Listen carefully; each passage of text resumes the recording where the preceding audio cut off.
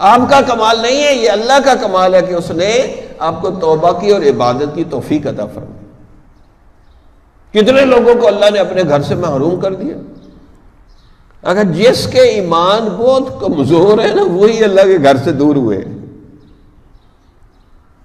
جس کے ایمان یقین مضبوط ہے نا اللہ کی ذات پہ، وہ تو کہتا ہے میں ہر حال میں اللہ تعالیٰ کے ساتھ محبت کروں گا اور ہر حال میں اللہ کے در کو نہیں چھوڑوں گا۔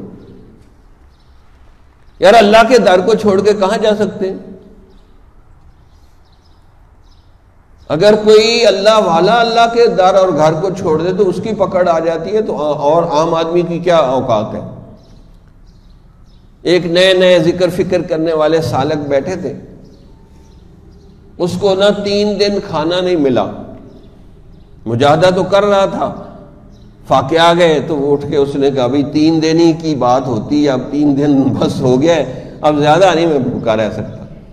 وہ اٹھ کے نا مانگنے چلا گیا، اور آگے ایک یہودی کا دروازہ تھا، اس پہ صدا لگائی تو اس نے 3 روٹیاں دے دی۔ اس نے کہا چلیں 3 دن کھائیں گے۔ اب اس کے پیچھے اس کا کتا لگ گیا، وہ کاٹنے کے دوڑے، اس نے 1 روٹی ڈال دی، پھر وہ کھا کے پیچھے آیا، دوسری ڈال دی، تیسری ڈال دی، تو اس نے کہا بڑا بے غیرت آدمی ہے تو، بڑا بے غیرت تو جانور ہے کہ تیرے مالک سے 3 روٹیاں ملی اور تو ہی کھا گیا، میں پھر بھوکے کا بھوکا ہوں۔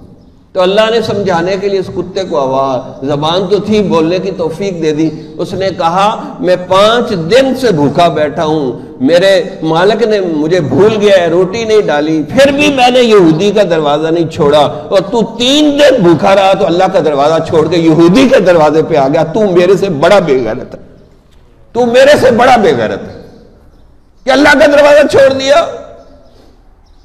اور اللہ کا دروازہ تو ایسا ہے کہ اس کے اوپر تو بندہ جان بھی دے سکتا ہے۔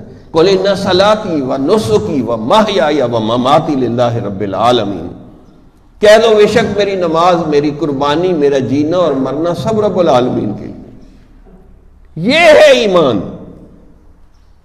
بزدلی کا نام ایمان نہیں ہے۔ کس سے مانگے کہاں جائیں، کس سے کہیں